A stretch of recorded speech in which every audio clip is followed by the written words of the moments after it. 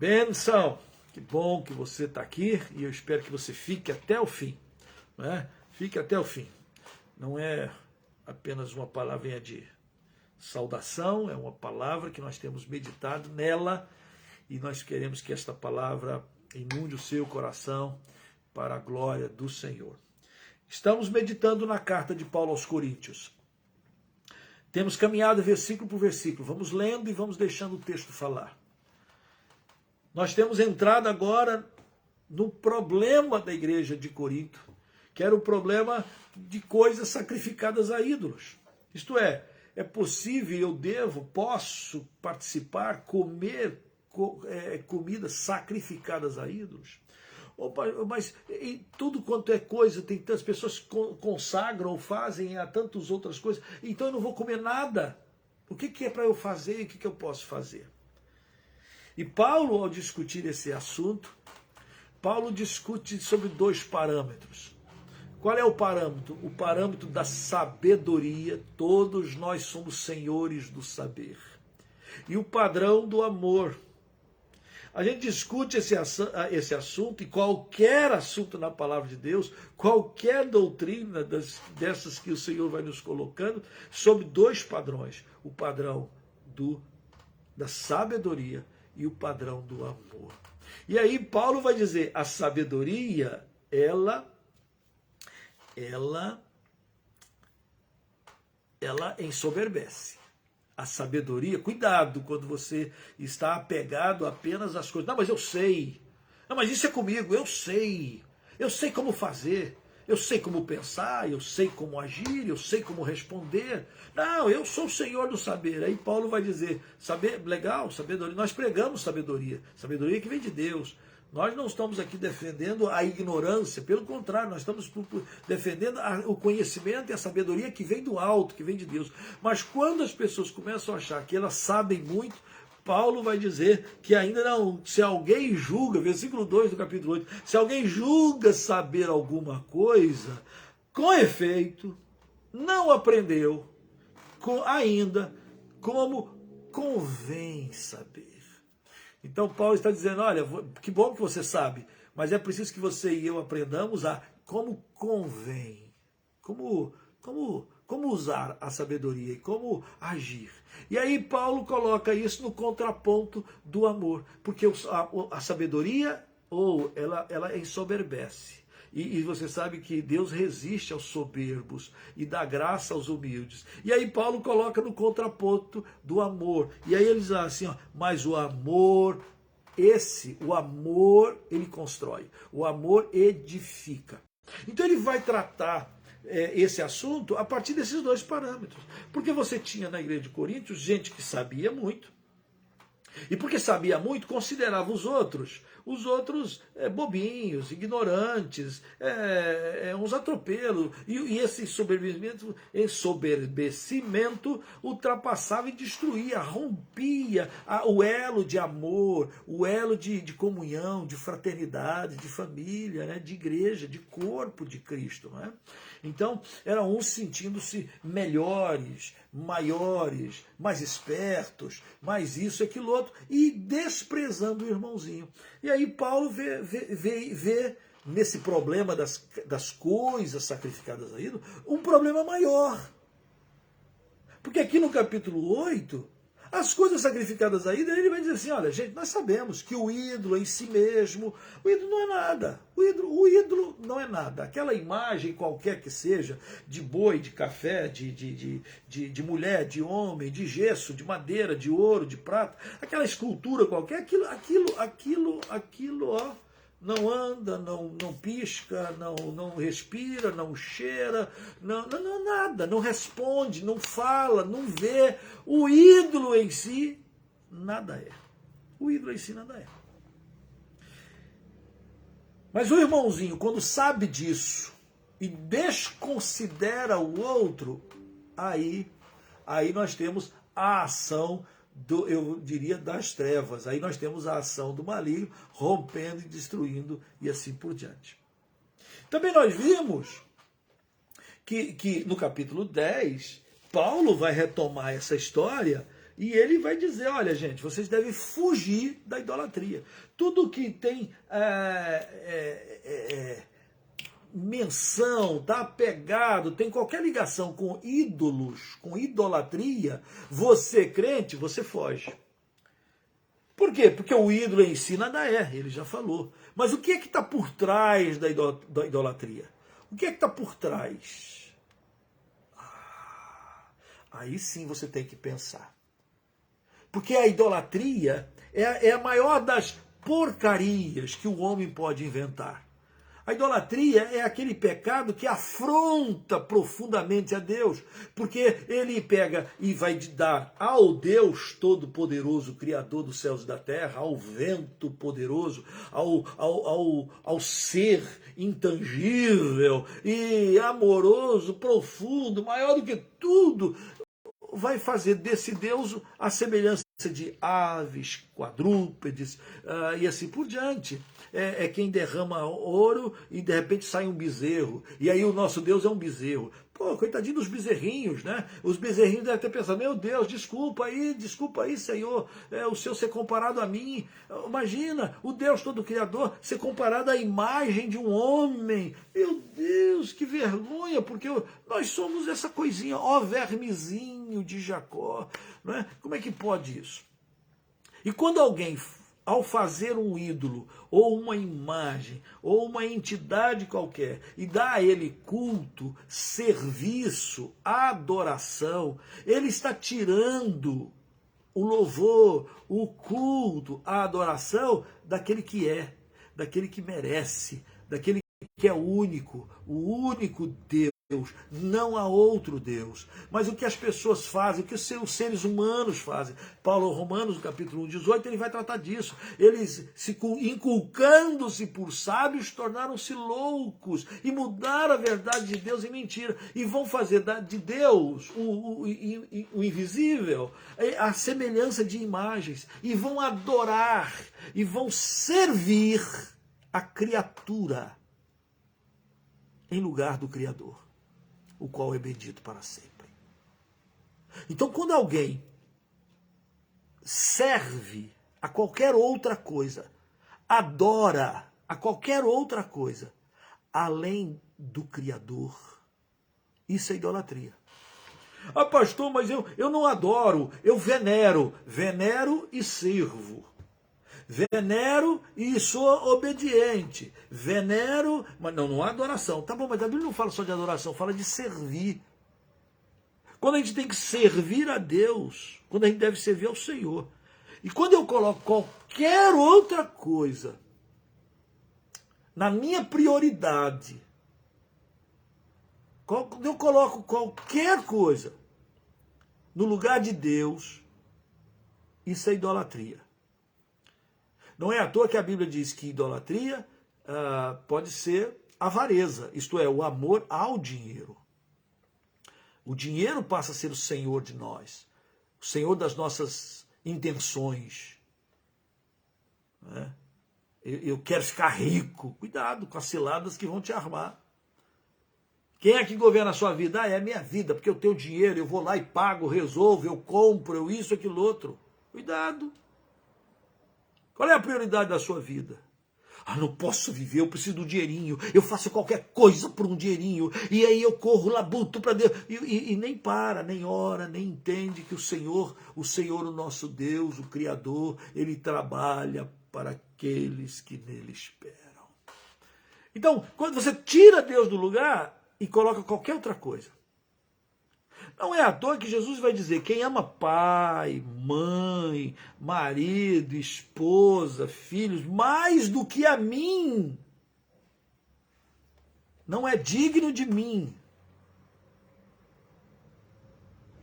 Porque se eu amo mais qualquer coisa, mais do que ao Pai, do que ao nosso Deus Criador, isso de certa forma é idolatria.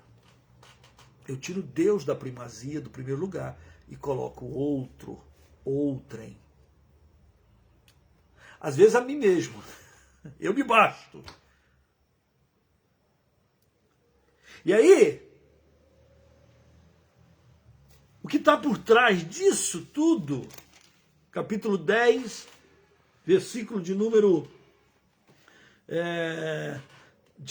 20, 10, 20, diz assim: antes digo que as coisas que eles sacrificam, isto é, quem faz algum tipo de sacrifício a ídolos. O que é sacrifício, gente? Sacrifício é algo que te custa, entende? Então, às vezes, a gente faz algo, ou fez algo, ou algumas pessoas fazem algo em prol de alguma coisa, alguma criatura, não do Criador. É um sacrifício. Às vezes o nosso Deus exige sacrifícios de nós. Aliás, nós fomos salvos para oferecer a Deus sacrifícios de louvor, algo que nos custa. Então diz assim, ó, mas quando alguém oferece ao ídolo, o que tem por trás disso são demônios. Então a imagem, o ídolo em si, ele não é nada. Nada. Mas o que está por trás dele? Que tira das pessoas, que arrancam das pessoas o desejo de adorar ao Deus Criador. Quem é que está por trás para arrancar o ser humano de qualquer desejo de volta para o divino, para o Senhor Jesus? O que é que está por trás? Quem é que anda ao derredor, rugindo como um leão, procurando quem possa devorar? Quem é que está por trás? Inventando coisas, situações, soluções. Soluções essas que Deus fica de lado. E quando você tira Deus de lado, alguma outra coisa entrou no lugar. E quando essa coisa entrou no lugar, isso é idolatria. E o que é que está por trás do sacrifício? Diz aqui, são demônios. Por isso que Paulo diz, foge da idolatria. Agora, no capítulo 9, eu preciso voltar lá, porque nós saltamos para o capítulo 10. No capítulo 9, Paulo está colocando as bases do relacionamento entre a questão do problema da sabedoria e o problema do amor. Então é o amor que conduz, que nos direciona. Não é? Paulo vai falar, se comer carne escandaliza, eu nunca mais vou querer comer carne, porque eu quero estar com meu irmãozinho, mesmo que ele seja fraco, eu quero ajudá-lo a crescer, a desenvolver, eu não quero golpear na sua consciência, eu não quero ferir meu irmão, eu não quero ser pedra de tropeço para nenhum irmão, para que se escandalize e volte à prática de pecados passados ou de ídolos passados, não quero que ele seja contaminado. E aí Paulo já orientou, e nós já falamos disso no nosso último encontro. Capítulo 10 está muito claro. Mas aqui no capítulo 9, Paulo está usando o seu próprio exemplo. E aí ele começa no versículo 1 do capítulo 9. Nunca perca de vista. Estamos nesse capítulo, nesse pedaço de lá, que ele está tratando sobre a questão de idolatria. Sobre os dois pressupostos. Questão da sabedoria. Só que a sabedoria, ela ensoberbece. Se não for permeada, alinhada com amor, ela ensoberbece. Não é? Então, Paulo diz, vamos firmar aqui, vamos conhecer aqui, vamos crescer aqui. Pois bem, diz no versículo 1 do capítulo 9, não sou eu porventura livre, não sou apóstolo, não vi Jesus nosso Senhor? Acaso vós de Coríntios, vocês não são fruto do meu trabalho no Senhor? Algumas pessoas estavam questionando para saber, de repente, Paulo não é nenhum dos 12, Paulo não é daqueles lá, e aí Paulo tem que reafirmar a sua autoridade apostólica. E aí ele vem dizendo, eu não sou não. Porventura vocês não são frutos do meu trabalho? Se não sou apóstolo, olha o versículo 2, se não sou apóstolo para outrem, certamente o sou para vós, outros, porque vós sois o selo do meu apostolado no Senhor. Interessante. Porque nenhum dos outros 12 chegou a Corinto. Paulo chegou. Paulo pregou o evangelho e pelo poder do Espírito Santo, pessoas se converteram, pessoas firmaram na palavra. E Paulo está dizendo, vocês são selo, vocês são a marca, vocês são a demonstração de que eu sou apóstolo do Senhor. Tem gente que não diz que eu seja, mas vocês são a minha carta, vocês são o fruto do meu serviço, porque eu vi o Senhor e eu estou obedecendo ao Senhor. A minha defesa perante os que me interpelam é esta: não temos nós o direito de comer e beber? E também o de fazer-nos acompanhar de uma mulher irmã, como fazem os demais apóstolos, os irmãos do Senhor e Pedro e Cefas? Ou somente eu e Barnabé não temos direito de deixar de trabalhar? Quem jamais vai à guerra à sua própria custa? Quem planta a vinha e não come do seu fruto? Ou quem apacenta um rebanho e não se alimenta do leite do rebanho? Porventura, falo isso como homem ou não o diz também a lei? Porque a lei de Moisés está escrito: não atarás a boca do boi quando pisa o trigo. Acaso é com bois que Deus se preocupa? Ou é seguramente por nós que ele diz? Certo que é por nós que está escrito, é certo, pois o que lavra cumpre fazê-lo com esperança. O que pisa o trigo, faça-o na esperança de receber a parte que lhe é devida. Se nós vos semeamos as coisas espirituais, será muito recolhermos de vós bens materiais? Se outros participam desse direito sobre vós, não o temos nós em maior medida? Paulo está vivendo um momento e ele começa a tratar exatamente dessa questão do trato de amor que as pessoas deviam tratar com ele. E ele falou assim, e ele está dando exemplo de que apesar de ele ter direitos, ele está abnegando dos seus direitos. É disso que ele está falando, para ensinar a importância do amor ao outro. E ao mesmo tempo ele está colocando em pratos limpos uns problemas que as pessoas estavam levantando na igreja de Corinto. Tinha gente que passava por lá e começava a falar, Paulo, mas Paulo não é nem apóstolo. Paulo não é Pedro. Paulo não é nem irmão de Jesus. Paulo não é dos apóstolos. Paulo é um, entendeu? Um aí. Então o pessoal queria destruir a autoridade de Paulo. E aí Paulo aproveita esse momento para dizer assim, quer dizer que eu não sou apóstolo. Quer dizer, anda falando que eu não sou apóstolo, que eu não tenho direito. Aí ele vem, quando ele vem falando essas coisas, ele vem exatamente assim, ó, ele vem falando, olha, porventura, só eu e Barnabé é que temos a obrigação de trabalhar sempre. E não pode nem acompanhar com as suas esposas, porque Pedro acompanha com a sua esposa, os apóstolos todos têm suas esposas, nós não temos, e parece que não tem direito a fazer. Outra coisa, Paulo fala sobre a questão financeira, quer dizer que eu lhes dei espiritualmente, eu lhes gerei, seria muito também colher materialmente, como vocês fazem com outros. Paulo vai dando uma descascada, dizer, é direito dele. Seria direito para ele. Seria da lei. É da lei que os bois não fiquem amarrados com as suas bocas, que vá se alimentando. Não é errado, Paulo está dizendo.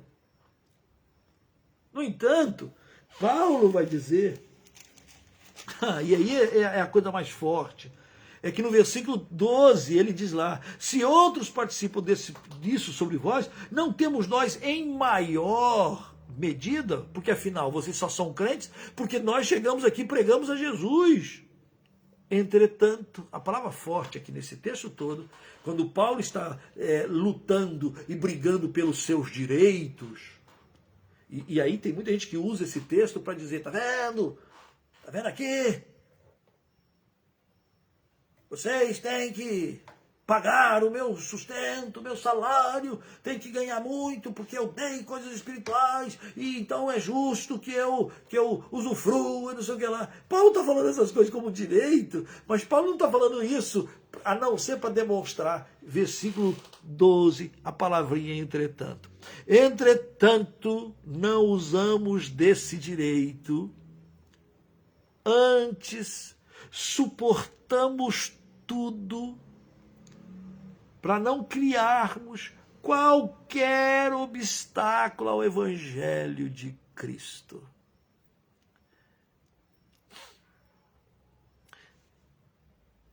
Ele está exemplificando com a questão da idolatria, da comida de carne sacrificada, os irmãos usando do seu poder, da sua sabedoria, do seu conhecimento. E aí Paulo está dizendo assim, eu também tinha direito, eu também tenho direito, mas o que é importante aqui é que eu não quero colocar obstáculo ao Evangelho. Isso tem a ver com amor.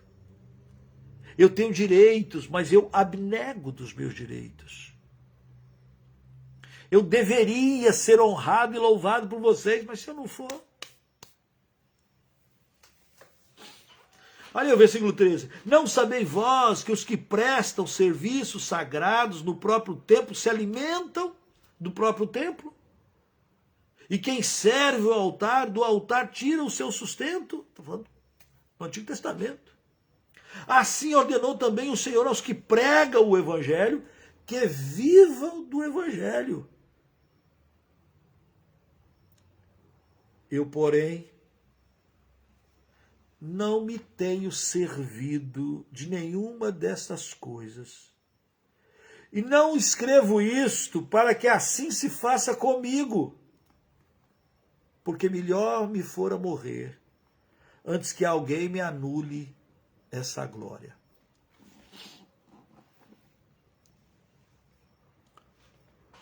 Paulo diz, eu tenho direitos.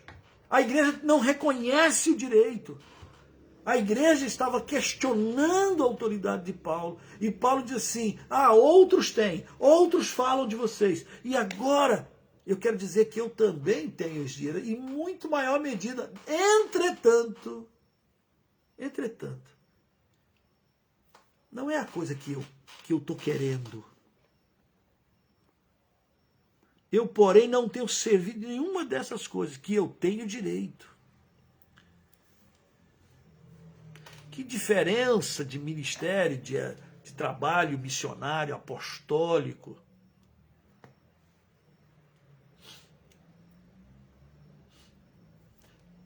Deveria ser a igreja se sentir honrada em poder ajudar e servir Paulo. Deveria, não era o caso. E aí Paulo está dizendo, eu não estou falando essas coisas porque eu quero que vocês façam isso comigo. Vocês deveriam, por amor, querer fazer. Mas eu não estou falando isso para vocês fazerem. Eu não quero que anule essa graça que Deus me dá. Às vezes são outras igrejas, outras pessoas, não é? Muitas vezes, quando ele escreve para Filipos, para a igreja de Filipos, ele diz assim, olha, não uma vez só, vocês se uniram comigo, se tornaram parceiros comigo no tocante a dar e receber, porque não uma vez, vocês mandaram 2 vezes e eu estou suprido. Quer dizer, a igreja de Filipos mandou os recursos para Paulo continuar o ministério dele. Outras igrejas.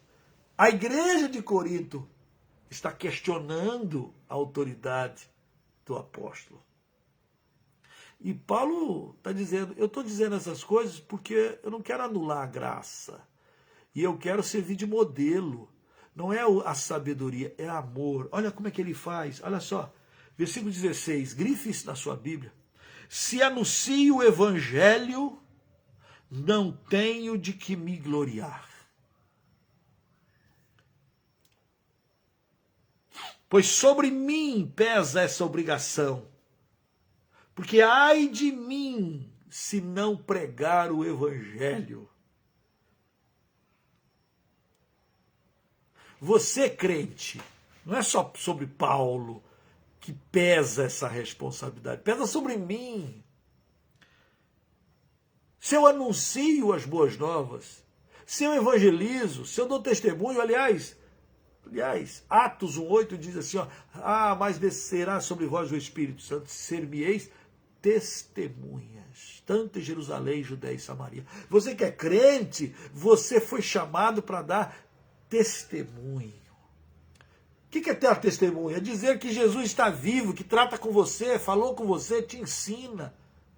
Pesa sobre nós essa obrigação, é responsabilidade da igreja, é responsabilidade sua, que a palavra, que o evangelho chegue até que o último ouça. É nossa responsabilidade. Eu não conheço os teus vizinhos, eu não conheço com quem você anda, você que sabe quem são, você conhece, você precisa compartilhar de Jesus. Paulo diz isso, se anuncio o evangelho, não tenho de que me gloriar. Muito bem, pastor, eu prego o evangelho. Joia, isso mesmo, tem que pregar. É uma obrigação, diz Paulo. Sobre mim pesa esta obrigação.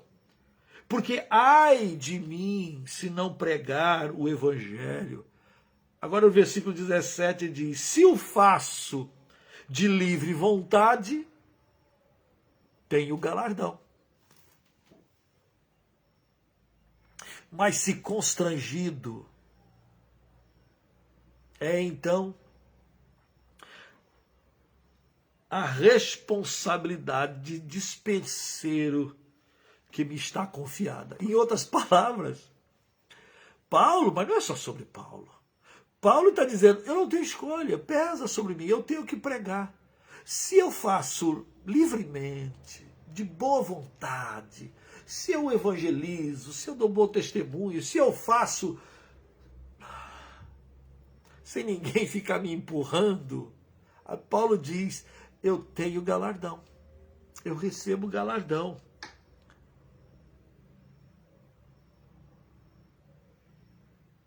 E se eu não faço livremente? E se eu faço constrangido?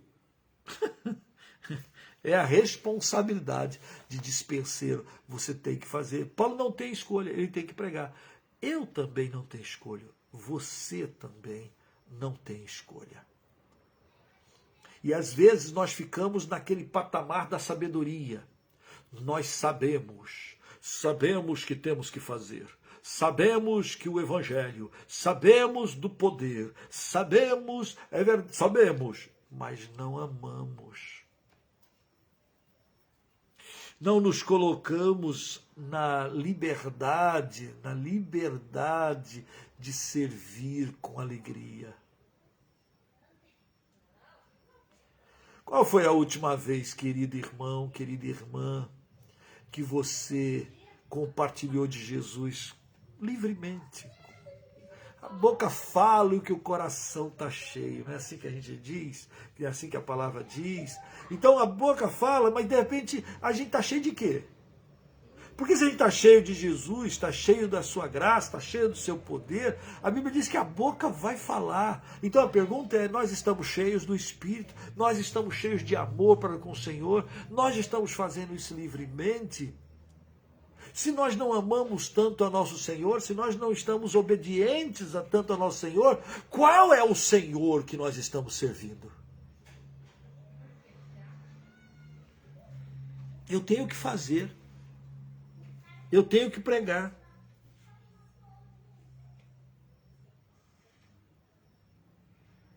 Olha o versículo 18. Versículo 18 diz assim, nesse caso, qual é o meu galardão? Se eu faço por obrigação. O pastor chamou lá para uma tarde evangelística, eu vou, né? Eu vou. Vai gemendo.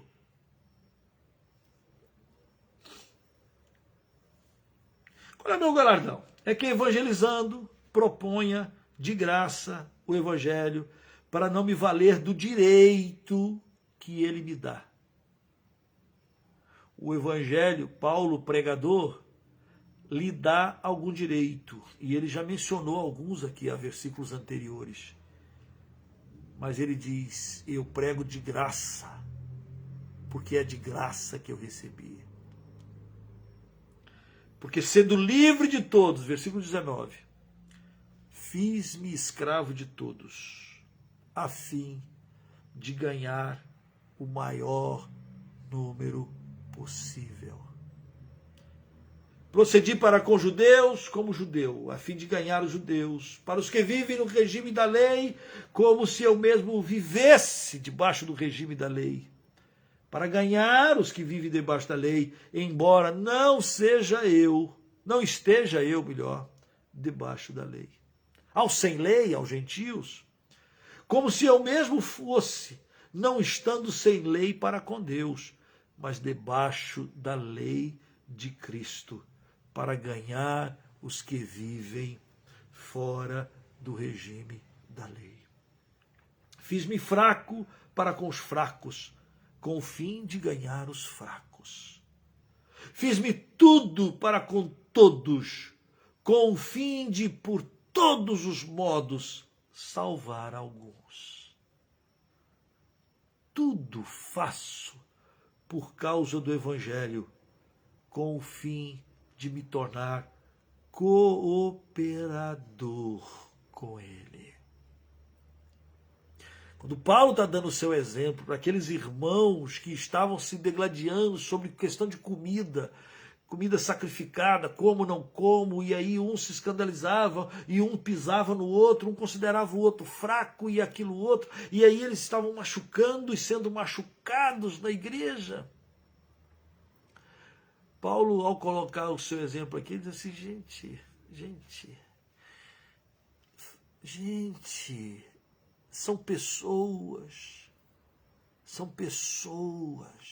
que precisam da graça e que a gente precisa, de maneira completa, não colocar obstáculo, cuidar do fraco, cuidar daquele que está perdido, cuidar de todos, tanto dos que estão debaixo da lei quanto dos que não estão debaixo da lei. Paulo diz assim, eu faço tudo, porque eu estando livre, eu quero me envolver para que, quem sabe, salvar alguns.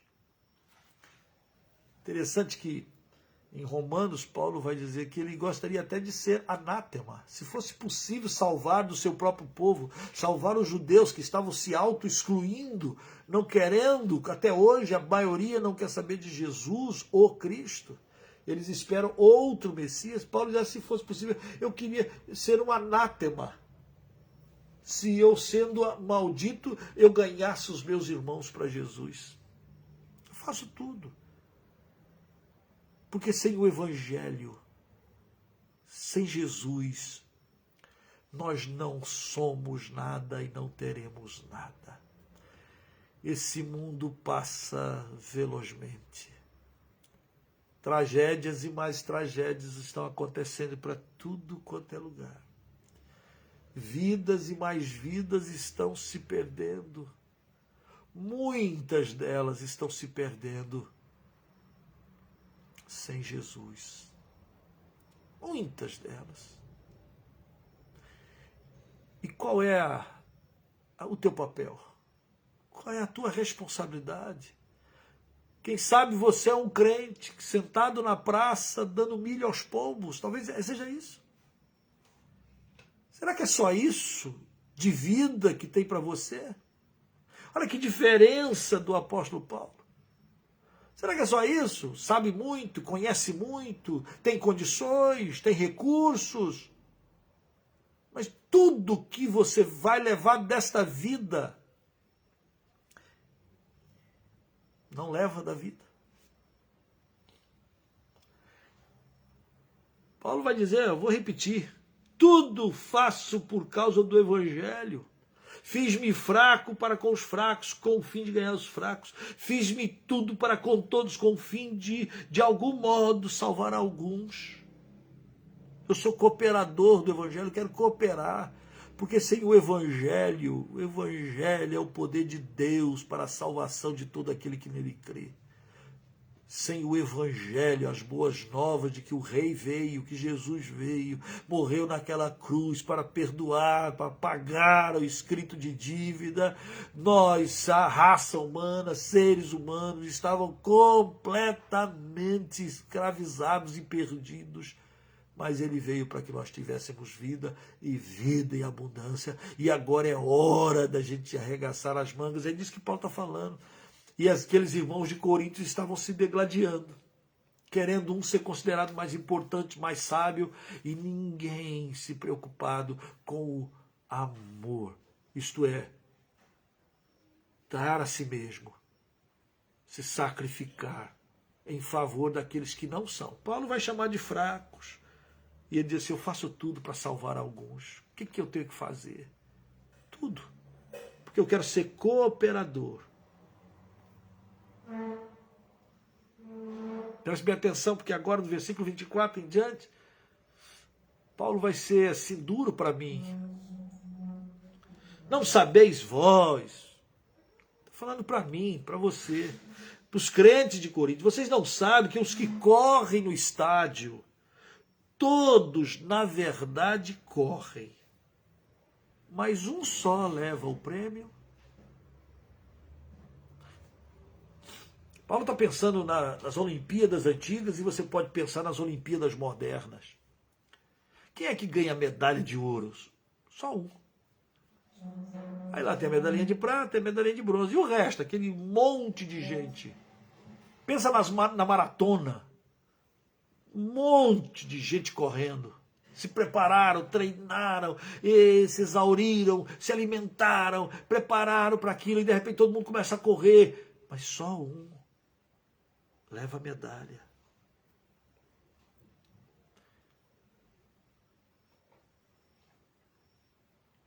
Correi de tal maneira que o alcanceis. Paulo não está falando que nós, todos os cristãos, estamos numa competição, uns com os outros, e aí, é só o pastor tal, é só aquele grande apóstolo, aquele missionário, aquela irmã de Deus, aqueles sim vão ganhar medalhinha. Não, Paulo não está falando que nós estamos concorrendo uns com os outros. Não, Paulo não está falando isso. Paulo está falando que a gente deve ter a mesma determinação, a mesma garra, o mesmo sacrifício para correr. Porque nenhum desses atletas que correm nos estádios, eles têm uma vida como você pensa que tem. Todos eles têm que acordar mais cedo, eles têm que correr mais, eles têm que estudar mais, eles têm que nadar mais, eles têm que se esforçar mais, eles vão aos limites. Eles poderiam comer certas comidas, eles dizem, não vou comer essa comida, porque essa comida vai atrapalhar o meu rendimento. Eu tenho que fazer aquilo, ele se esforça ao máximo. Por quê? Porque eles querem chegar em primeiro lugar, eles querem ganhar a medalha. O que é que Paulo está dizendo? Que eu e você, crente de Jesus, o membro da igreja sacrossanta de Corinto, do Brasil, né? Você que é crente, você precisa ter a mesma dedicação, determinação para você correr. Todo atleta, versículo 25, todo atleta em tudo se domina. Aqueles para alcançar uma coroa corruptível. Naquela época era dada assim uma coroa de mato, de louro. Colocava assim, o cara corria, se matava, aí quando ganhava, não era nem a medalha de ouro, não, ganhava uma coroa aqui de folhas, e era símbolo do que ele havia conseguido e conquistado. E Paulo dizia, em tudo ele se dominava, ele se domina, todo atleta. Em outras palavras, tu que é crente, tu que é pastor, tu que é missionário, se você que está me ouvindo agora, em tudo se domina. Quando ele fala disso, ele está falando pensa nas coisas que te afastam. Quais são as coisas que te afastam do caminho do Senhor? Quais são as coisas que te arrastam e tira de Jesus, da adoração ao Criador, e você se preocupa com as coisas da criação, as coisas da criatura? Você se preocupa com as criaturas e dão mais valor às criaturas do que o Criador. Quais são as coisas que te afastam de você buscar em primeiro lugar o reino de Deus e a sua justiça? É disso que Paulo está falando. Que você precisa se dominar.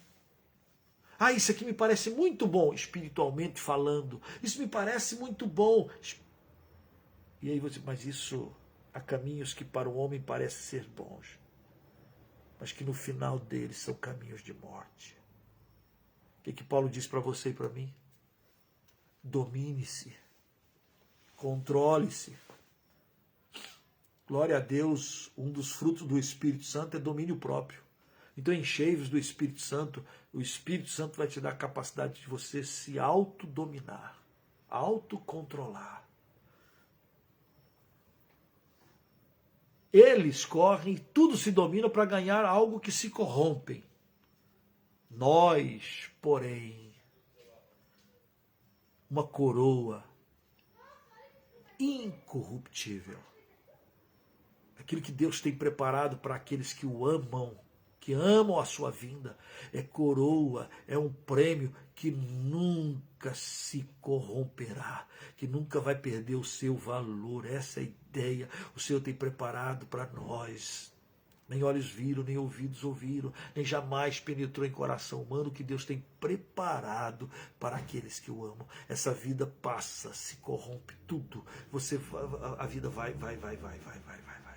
Mas a vida que Deus tem preparado. Então corra, pratique, viva esse evangelho. Ame, perdoe, cuide, proteja.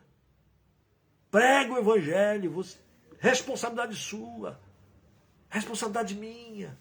Vivamos esse evangelho. E olha o que Paulo diz. Aí ele pega o seu próprio exemplo e a gente termina aqui com esse versículo 26 e 27. Diz assim: assim corro também eu, não sem meta, assim luto, não como quem desfere golpes no ar, mas eu esmurro o meu próprio corpo. Reduzo esse corpo à escravidão, para que, tendo pregado a outros, não venha eu mesmo a ser desqualificado. Uau! Paulo está dizendo para você e para mim, da preocupação que a gente precisa ter, da preocupação de fazer o melhor para o nosso Deus. De fazer o melhor, de fazer da maneira mais arrumada. No Antigo Testamento, o pessoal tinha que levar ovelhas, bois, pombos, cordeiros. E tinha gente que levava o manco, o machucado, o magrelo, o estragado, o ferido, para oferecer a Deus.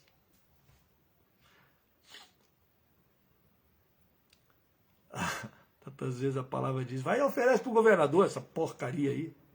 Às vezes ele aceita, mas vocês querem que Deus aceite. Vamos fazer as coisas para Deus de uma maneira relaxada. Maldito aquele que faz a obra do Senhor relaxadamente. Tudo que vier à mão é para o Senhor. Então façamos para o Senhor.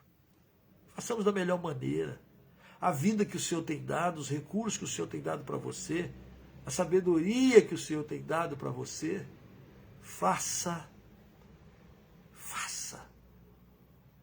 É responsabilidade sua, de Paulo, minha, sua. Proclamar e viver o evangelho. E quando a gente proclama, a gente cuida dos irmãos, a gente protege, a gente ampara, a gente considera o mais fraco.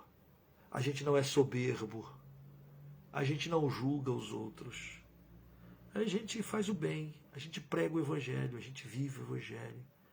Paulo diz: eu faço tudo porque eu não quero causar pedra de tropeço. Eu quero que o máximo de pessoas saiam do império das trevas e sejam transportados para o reino do Filho do seu amor. É tua parte, é minha parte. Participemos disso. Participemos disso. Fale com Deus agora. Senhor, o que está precisando? Sonda-me, Espírito, sonda-me, Senhor. Vê se há em mim algum caminho mau e me guia por caminhos eternos. Senhor, eu estou mais nesse âmbito da sabedoria. Eu sei muitas coisas, mas pouco eu estou colocando em prática. Eu estou amando pouco. Eu sei do teu reino e da tua vontade, mas eu não estou buscando o teu reino e a tua vontade. Em primeiro lugar. Em primeiro lugar, talvez você tenha uma listinha do que é que está em primeiro lugar na sua vida, querido. Você sabe que a gente gasta mais dinheiro com Coca-Cola do que com missões. Você sabe que as igrejas evangélicas no Brasil gastam mais dinheiro com chiclete, balinha, do que com missões. Você sabe disso. Oh, eu amo a Cristo. Oh, eu amo a Cristo. Oh, eu amo a Cristo. Até que ponto? Então acorda, desperta, tu que dormes. E não coloque nada no lugar do papai. Porque tudo que tiver no lugar do papai é idolatria. Senhor nosso Deus e Pai, perdoa-nos, Pai. Fala conosco. Fala com cada um aqui neste momento. Revela, Senhor, o quanto o Senhor nos tem amado. Revela, Senhor, o quanto o Senhor tem sido bondoso, misericordioso, sacrificial por nós. Revela o que valeu, o que foi a dor de Jesus na encarnação, na cruz, no não ter onde reclinar a cabeça, no suar gotas de sangue, por mim, por ti. Revela, Senhor, e mostra para nós, como mostraste a Paulo, e levanta, Senhor, no nosso meio, gente que possa dizer como Paulo. Gente que possa dizer como Paulo. Ser cooperador, eu quero ser cooperador, tudo faço para ser cooperador do Evangelho, das boas novas de salvação. Rogamos por cada família, por cada irmão, vem com teu bálsamo agora, vem com teu Espírito e revela o que precisa ser mudado, revela, Senhor, onde estão as prioridades das nossas vidas, porque nós queremos te adorar e te servir. Nós não queremos adorar a criatura nenhuma, a coisa nenhuma desse mundo, para a tua glória, para o teu louvor. A vida passa e nós queremos te servir na grandeza do teu amor, do teu poder. Fica, ó Deus, conosco, em nome de Jesus. Amém. Amém.